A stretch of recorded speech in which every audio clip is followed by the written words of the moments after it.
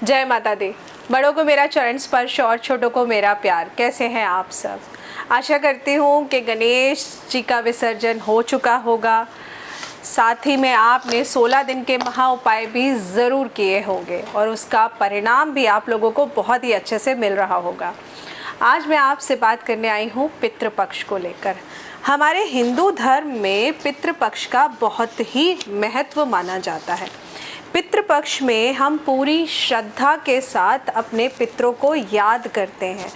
पितृपक्ष में हम उनके प्रति आभार व्यक्त करते हैं, उनको याद करते हैं कि आप भले ही हमारे साथ हमारी ज़िंदगी में इस समय नहीं है, लेकिन फिर भी कहीं ना कहीं हम आपको याद करते हैं। हमारे हिंदू धर्म में मान्यता है कि विधि पूर्वक पितरों का तर्पण करने से, श्राद्ध करने से उनकी आत्मा को शांति मिलती है। पितृपक्ष में पूर्वजों की आत्मा की शांति के लिए पिंडदान करना, श्राद्ध करना, तर्पण करना बहुत ही उत्तम माना जाता है। इससे प्रसन्न होकर पूर्वज अपने वंशजों को सुख समृद्धि का आशीर्वाद देते हैं और साथ ही में आपकी अगली पीढ़ी के लिए उनके ग्रहों को बल भी देते हैं। इसीलिए आपने सुना होगा, कई बार लोग कहते हैं ना कि अरे ये तो इतना बुरा काम करता है, देखना इसकी 7 पीढ़ी भुगतेगी। और कई बार ऐसा भी कहते हैं कि इतना अच्छा व्यक्ति है कि इसकी 7 पीढ़ी बैठ कर खाएगी, इतना कमा लिया है इसने या इतने अच्छे इसने कर्म कर रखे हैं। तो बहुत हमारे कर्मों का बहुत ही बड़ा महत्व पड़ता है हमारे ग्रहों पर।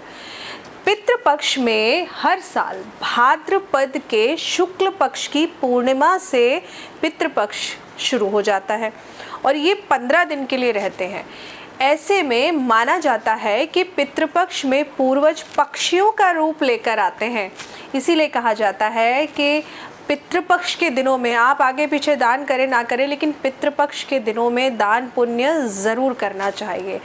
पितृपक्ष में ख़ास तौर से लोग कौओं को ही क्यों खिलाना ज़्यादा पसंद करते हैं। और ऐसा नहीं है कि सिर्फ आप कौओं की ही सेवा करिए, आप चाहें तो चिड़ियों को भी खिला सकते हैं, आप चाहें तो कबूतरों को भी खिला सकते हैं। किसी भी तरीके के पशु या पक्षियों को खिलाइए, वो दान कहीं ना कहीं लगता ज़रूर है। लेकिन ऐसा क्यों कहा गया है कि कौओं को खिलाने से ही ऐसा माना जाता है कि आपके पूर्वजों ने वो भोजन स्वीकार कर लिया? क्योंकि जो कौवे होते हैं वो शनि ग्रह का कारक होते हैं और शनि ग्रह, जैसा कि मैं हर बार कहती हूँ, शनि ग्रह कर्म प्रधान है। जैसा आप कर्म करेंगे वैसा ही 10 गुना ज़्यादा शनि ग्रह आपको फल देते हैं। तो इसीलिए कहा जाता है कि जब भी आपने देखा होगा जिनके घर भी पितरों का श्राद्ध होता है या पंडित जी को बुला के आप लोग खाना खिलाते हैं, तो कहते हैं ना कि गाय की भी रोटी निकालिए, गाय को भी खिलाइए और कौओं को भी ज़रूर खिलाइए। तो ऐसा करना बहुत ही शुभ माना जाता है। पशु पक्षियों को खाना खिलाना बहुत शुभ माना जाता है। इस साल पितृपक्ष 10 सितंबर से शुरू हो जाएंगे और ये 25 सितंबर को समाप्त हो जाएंगे। तो इन दिनों कुछ खास काम होते हैं जिनका करना मना किया जाता है कि ये काम पितृपक्ष में नहीं करने चाहिए। क्योंकि अगर आप ऐसा करते हैं, आप अगर किसी का बुरा कर रहे हैं, तो उसका परिणाम आपके पितरों के खाते में जा रहा है। आपके खाते में तो वो आ गया, लेकिन पितरों के खाते में भी जा रहा है। तो ऐसा कहा जाता है कि जब इस समय में पितृ हमारी पृथ्वी पर होते हैं, आप पृथ्वी पर हमारे आसपास होते हैं, तो कदापि आप लोगों को बुरा काम नहीं करना चाहिए। कुछ ऐसी चीज़ें भी होती हैं जिनको करने से मना किया जाता है कि शेविंग नहीं करानी चाहिए, बाल नहीं कटवाने चाहिए, नेल्स नहीं कट करने चाहिए। देखिए, अगर बहुत ज़्यादा ज़रूरी है तो आप इन चीज़ों को करिए, लेकिन इन दिनों अवॉइड करिए। क्योंकि इन दिनों आप जो भी अच्छा बुरा काम करते हैं वो आपके पितरों को समर्पण होता है, वो आपके पितरों के आगे जाता है। आप बाल कटवा रहे हैं तो मतलब आप भोजन में अपने पितरों को बाल दे रहे हैं। और मैं जानती हूँ कि मेरी इस बात से काफ़ी सारे लोग ऐसे भी होंगे जो ना करेंगे, काफ़ी सारे लोग होंगे जो बहुत ही साइंटिफिक और प्रैक्टिकल लोग होंगे जिनको मेरी ये बात ख़राब भी लग सकती है। लेकिन यहाँ मैं किसी भी तरीके की बहस करने या कोई भी, क्या कहते हैं लोग, अंधविश्वास फैलाने नहीं आई हूँ। बहुत सीधा सीधा लॉजिक है ये 15 दिनों का पितृपक्ष का, कि ये 15 दिन जो भगवान ने आपको दिए हैं वो इसीलिए दिए हैं कि आप अपने पितरों को याद करिए, आप अपने कर्मों को अच्छा करिए, क्योंकि इसके बाद के जब त्यौहार वाले दिन शुरू होते हैं, नवरात्रि शुरू होती है, उसके बाद जब जो दिन आते हैं तो आप देखते हैं ना कि कितनी सारी अप्रिय घटनाएं घटती हैं, क्योंकि कुछ ग्रहों का गोचर ही इस तरह से बन जाता है। जैसे कि अभी सूर्य शुक्र का गोचर चल रहा है, तो जैसा कि मैंने कहा कि फीमेल्स के लिए बिल्कुल भी अच्छा समय नहीं है। कल भी मैं एक न्यूज़ देख रही थी कि एक फीमेल सिंगर को उसी की प्रेग्नेंट फ्रेंड ने उसको मार डाला, जबकि गलती उस फीमेल सिंगर की सिर्फ इतनी थी कि उसने अपने दोस्त की मदद की थी, उसको पैसे उधार दिए थे और उसने सिर्फ अपने पैसे वापस मांग लिए। तो कहीं ना कर्म प्रधान रहता है। तो ये 15 दिन इसीलिए सबसे पहले आते हैं पितृपक्ष के कि आप अपने कर्मों को अच्छा कर लीजिए। अब क्या क्या चीज़ें हैं जो नहीं करनी चाहिए वो मैं आप सबको बताती हूँ, ताकि मेरी एस्ट्रो एडवाइस फैमिली से कोई गलती ना हो जाए। सबसे पहली चीज़, इन 15 दिनों में आपको सात्विक भोजन ही करना चाहिए। नॉनवेज नहीं खाना चाहिए, शराब नहीं पीनी चाहिए, अंडे का सेवन बिल्कुल मत करिए, घर में मांसाहारी भोजन बनाना भी नहीं चाहिए। हो सके तो अगर आप कर सकते हैं तो लहसुन और प्याज का भी इस्तेमाल मत करिए, अगर आप ऐसा कर सकते हैं। नहीं कर सकते हैं तो फिर आप सब्जी में डालिए, वो आपकी मर्ज़ी है, लेकिन कच्चा खाना अवॉइड करिए।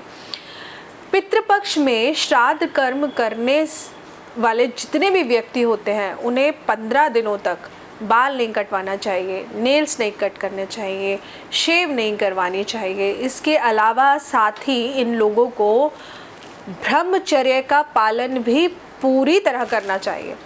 जिन लोगों की कुंडली में दोष होता है जिस वजह से उनको संतान प्राप्ति में दिक्कत होती है, तो ऐसे लोगों को तो खास तौर से पितृपक्ष में कभी भी संभोग नहीं करना चाहिए। ऐसे व्यक्तियों को हमेशा पितृपक्ष में ब्रह्मचर्य का पालन करना चाहिए।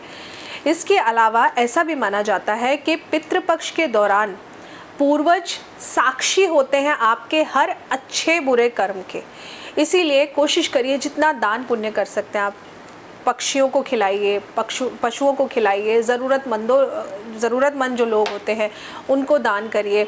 ऐसा करने से आपके पितृ बहुत खुश होते हैं। वो इसलिए खुश होते हैं कि देखिए हमारी जो पीढ़ी है वो कितना भला कर रही है, कितना सात्विक सोच रही है। और जिस हम पावर का नाम लेते हैं ना कि ऐसी कुछ ना कुछ स्पिरिचुअल पावर होती है या स्पिरिचुअल कनेक्शन होता है जो दिखता नहीं है लेकिन बुरे समय में आपकी हेल्प करता है, वो कोई और नहीं, वो आपके पितरों का आशीर्वाद ही होता है जो आप लोगों की ज़रूरत पड़ने पर हमेशा मदद करता है। तो पितृपक्ष में इसके अलावा मांगलिक कार्य भी बिल्कुल नहीं करने चाहिए, जैसे कि मुंडन सेरेमनी नहीं होनी चाहिए, शादी नहीं करनी चाहिए, गृह प्रवेश करने से भी बचना चाहिए, एंगेजमेंट नहीं करनी चाहिए। तो ये मांगलिक कार्य करना भी वर्जित माना जाता है। पितृपक्ष के दौरान कहीं भी मतलब अगर हम देखें तो बहुत ही शोक का माहौल होता है ना, सब अपने पितरों को याद कर रहे होते हैं। अब इस पर भी कुछ लोग कहेंगे नहीं हम तो बड़ा खुश होकर याद करते हैं, ये बहुत अच्छी बात है।